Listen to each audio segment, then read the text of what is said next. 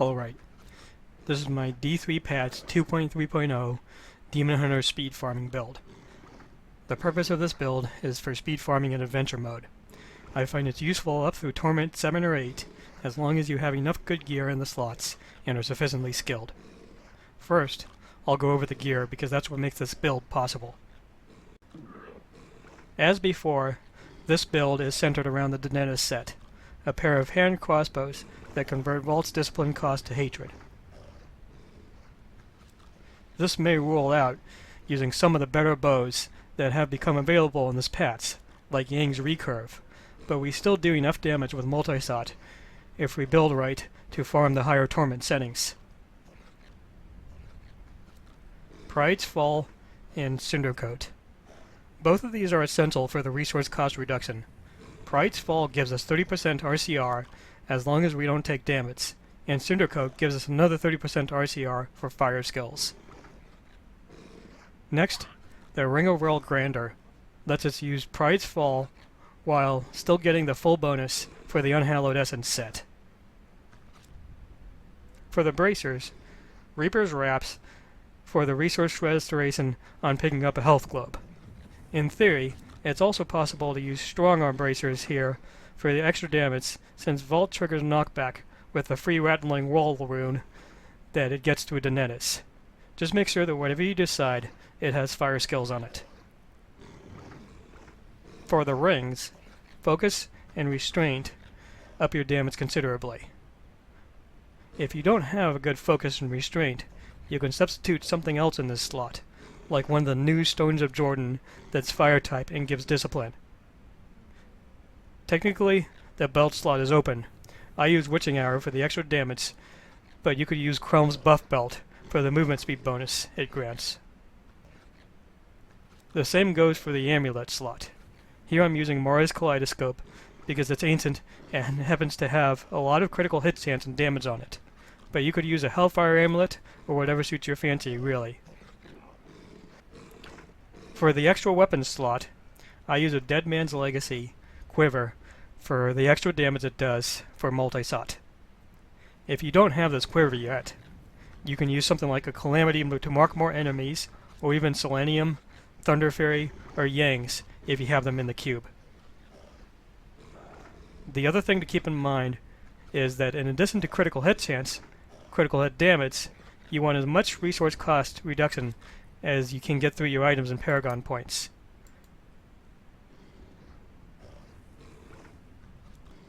You'll see with this build, even without Pride's Fall, I have above 30% resource cost reduction. Note that, like cooldown, resource cost reduction is not purely additive. Now let's take a look at the skills I'm using for this build. First, we have Evasive Fire with Focus. This is a straightforward hatred regen skill. It's easy to hit with, and it regenerates 7 hatred per attack. Next, we have Multishot with Arsenal. It's a fire build, and the fire rune is generally the best damage dealer here anyways. Next, Vault with Trail of Cinders. I'm using the fire rune here so that we can get the additional resource cost reduction of the Cindercoat.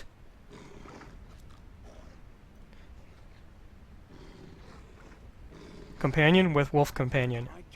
It's extra damage, and if you're farming, hopefully we'll be able to kill most targets before it lapses. Preparation with Invigoration. More discipline means more damage thanks to Unhallowed Essence. Marked for Death. If you're using Calamity in the free weapon slot, use Grim Reaper here. Otherwise, use Valley of Death, since it affects all enemies in an area. For passives, Tactical Advantage is the essential one, because it gives you more movement speed, and movement speed increases your vaulting speed.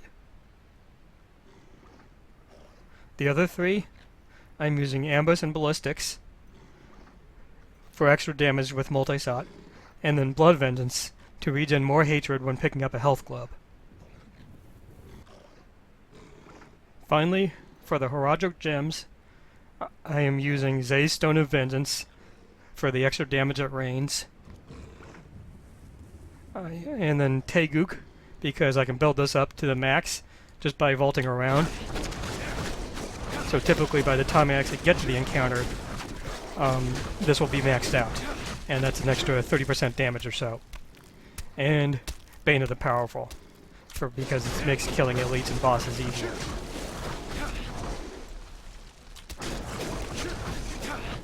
So at the end of this video, I've included some gameplay so you can see how this build actually plays out.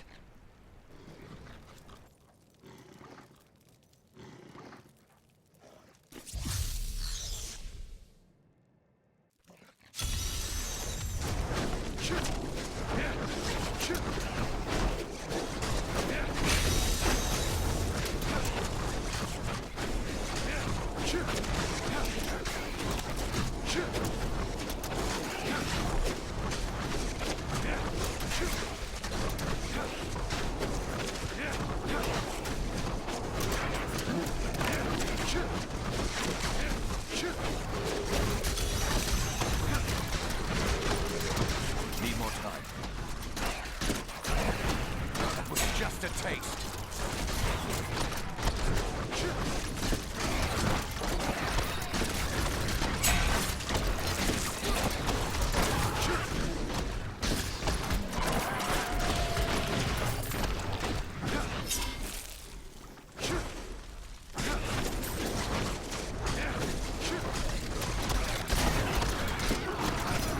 Darkness awaits you.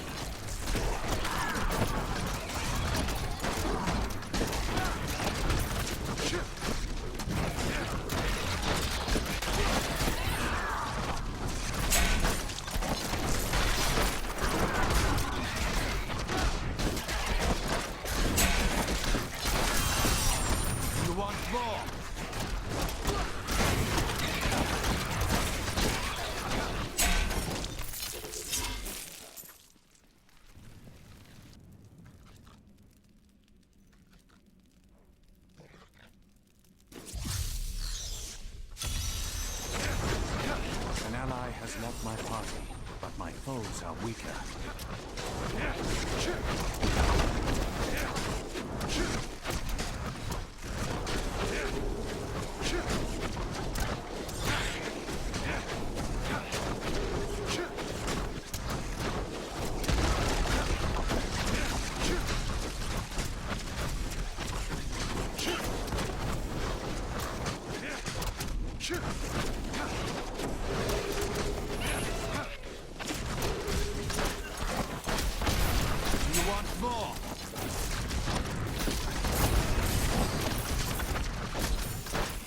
Hatred is too low. Strength is back.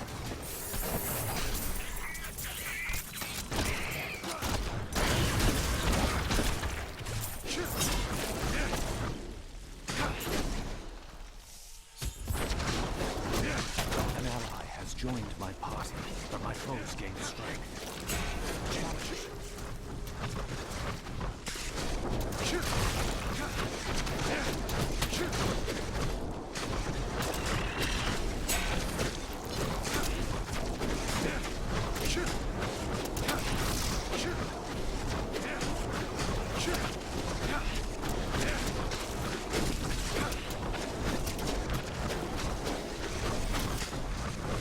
Need more hatred to do that.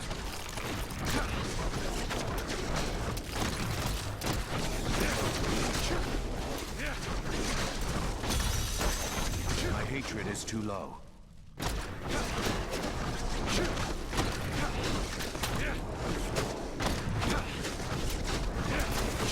Not enough hatred.